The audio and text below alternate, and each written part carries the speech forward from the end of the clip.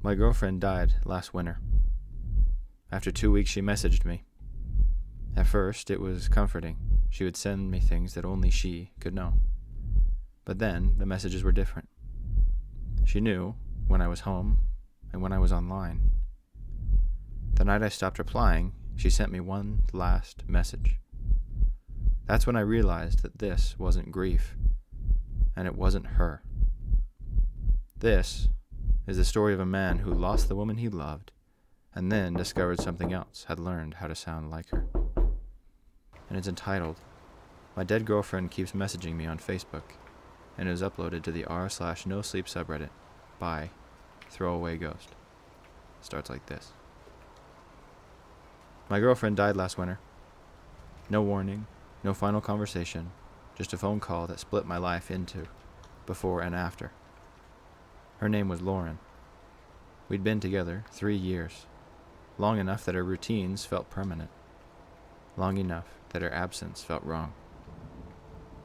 After the funeral, I couldn't bring myself to delete her number, or her photos, or her social media. Her Facebook account was memorialized a few days later. Friends posted memories, her mom thanked people for their support. I stopped checking after that. At least, I tried to. 2 weeks later, I got a notification. Lauren sent you a message. I stared at my phone a long time. I told myself it must have been a glitch, a scheduled message, a hacked account, anything but what it felt like. The message was simple. Hey, I miss you. My hands were shaking when I typed back. Who is this? The reply came instantly. It's me.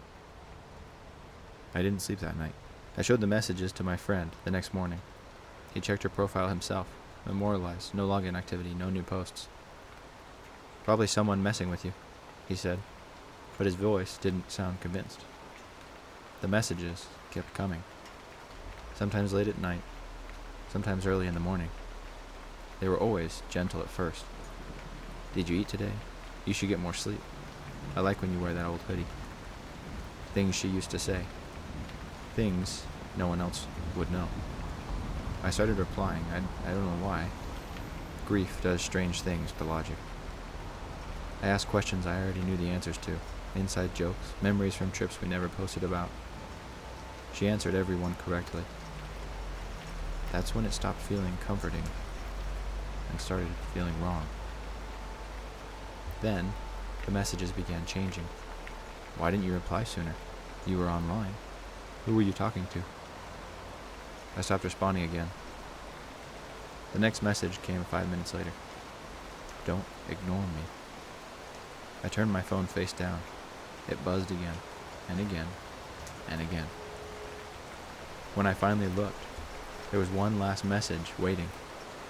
I can see the light on in your kitchen. I stood up so fast my chair tipped over. I hadn't told anyone that I was home. I checked the windows, locked, curtains drawn. My phone buzzed. You left the cabinet open again. My chest felt tight. I closed the cabinet, another buzz. Thank you. That night, I blocked her account. I told myself that was the end. It wasn't. The messages started coming from other places, Instagram, old email addresses. Accounts that had been inactive for years. Each one used the same profile photo. Each one typed the same way she did. Short sentences, no emojis, always polite. Until it weren't. Why are you trying to shut me out? I thought you loved me. I unplugged my Wi-Fi, but the messages still came. One night, I woke up to my phone lighting the room. A new message. Turn around. I didn't. I couldn't. My phone buzzed again. I'm right here. I slept with the lights on after that. I stopped inviting people over. Stopped posting online. Stopped answering messages from the living. Because every time I did, she noticed. Who was that? You don't need them. You have me. The last message came a month ago. I remember because it was the first time she sounded angry. Not sad, not lonely. Angry. Why are you packing? I froze. I hadn't told anyone that I was moving. I typed with shaking hands. How do you know that? The response was immediate. Because I'm still here. Then, one more message appeared, and I don't like the idea of you leaving me behind. I moved anyway. New apartment, new phone, new accounts, different city, different routine. For a while, there was nothing. I started to believe that I had escaped it. Last night, my phone buzzed. Unknown number, no profile picture, just text. You forgot to lock the door. I checked.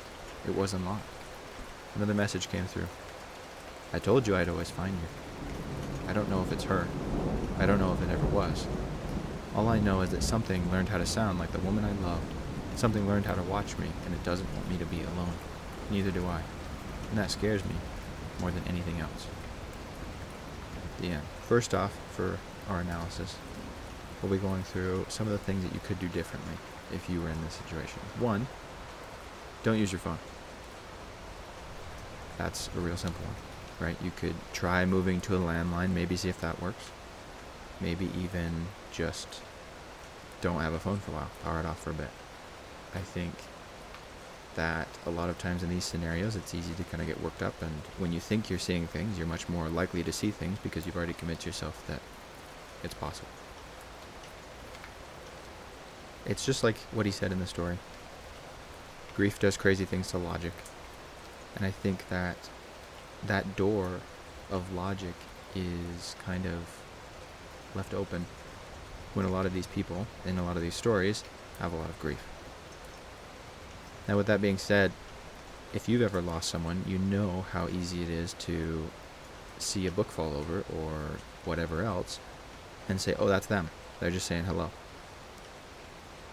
You know how easy it is to remind yourself of them all the time, especially if it's someone who's super close to you, like this person in this story.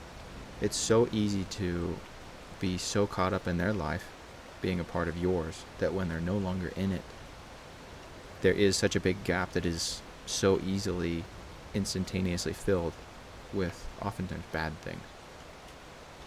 I know that we as humans don't like to have a hole in our lives, and that's why addiction is super easy to get into, and that's why rebounding is super easy, because people don't like to feel like they have a hole where something should go.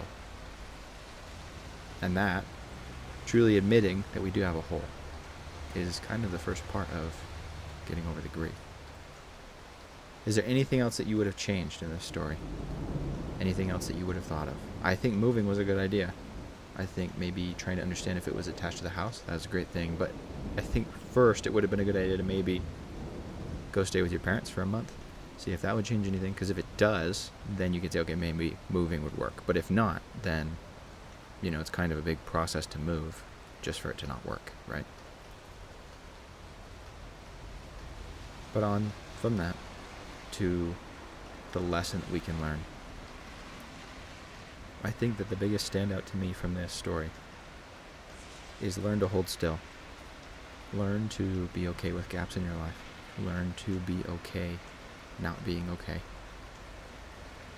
We are so fragile as a people. We are so fragile and so willing to, like I said earlier, fill up those holes in our life, in our time, in our emotions with things so quickly that once we have an actual minute to think about who we are and what we have been doing, a lot of the times it's too late to go back on what we did in those times of grief, in those times of loneliness, in those times of sadness or depression or anxiety or whatever else. So what I'm saying is, when something big like this happens, when something small happens that causes you to feel a hole, or that you need to do something, take a minute and think. Take a minute and try and understand if you really need that thing, if it's a good thing, or if you should just take an hour or two, or a day, or a week, or a month, and just stare at the ceiling or the wall. Don't distract yourself from the pain. Embrace it, heal, and move on. Let go. In today's society and in today's world, there are so many distractions around us all the time, whether it be our phones, our job, our TV, video games, whatever else. It's so easy to bottle everything up and not accept that we have anything wrong with us. Because truly, you can just keep running. You can just keep running and running and running, and at the end of the day, you're exhausted, and so you go to bed, and then you do it again.